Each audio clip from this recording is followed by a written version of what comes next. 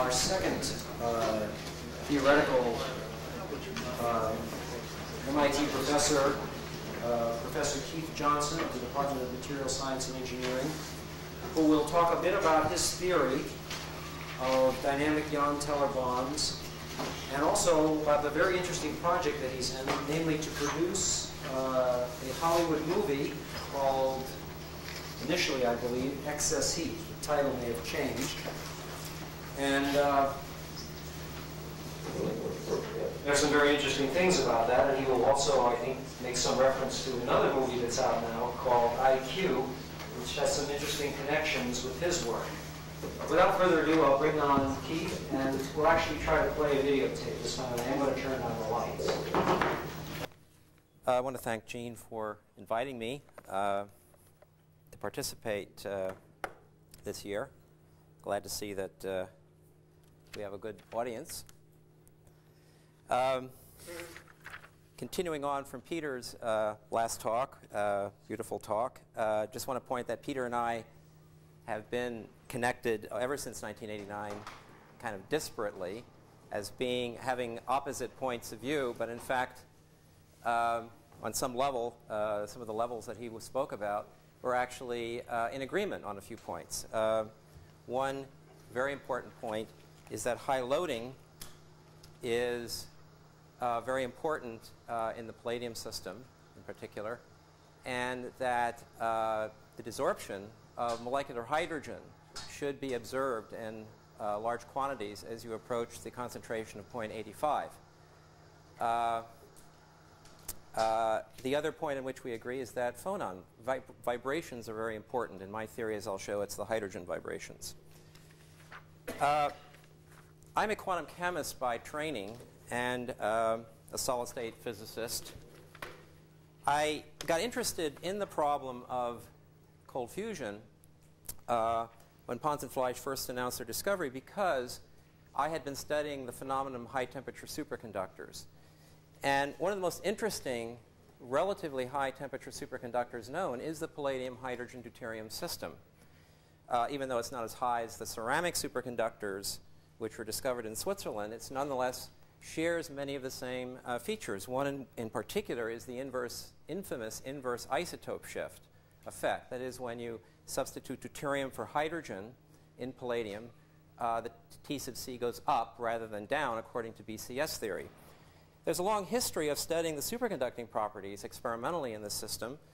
And one of the experimental facts is that, again, for the system, for palladium, which is normally almost ferromagnetic, you need to load it to about, again, 0.85, after which it becomes superconducting up around 10 degrees Kelvin, which is very, very large number as compared with the periodic table.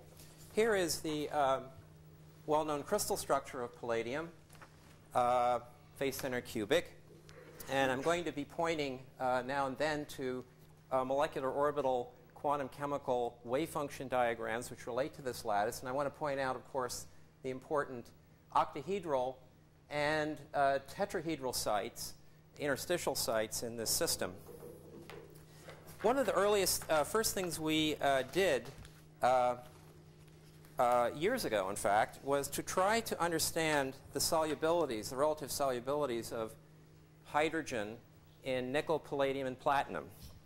And one of the simplest things you can do is just model the lattice, the local lattice environment, and do very precise quantum chemical calculations, ab initio quantum chemical calculations, to calculate the energy levels of hydrogen and compare them, of hydrogen and nickel, palladium and platinum, and compare those with the hosts. And one of the striking things that you always find in all three of these materials is the formation of metal-hydrogen bonding states, which lie well below the D manifold. These are molecular orbital energy levels, or bands, on an energy scale.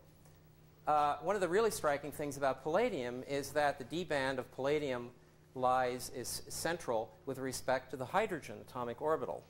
And our understanding of the solubility relates to this, the fact that I think the experimental fact that Peter already raised is that when you load the material, high loadings, there's very little net binding energy. You go from endothermic to exothermic. There's experimental consistency here between such calculations in that you can see the presence of these levels.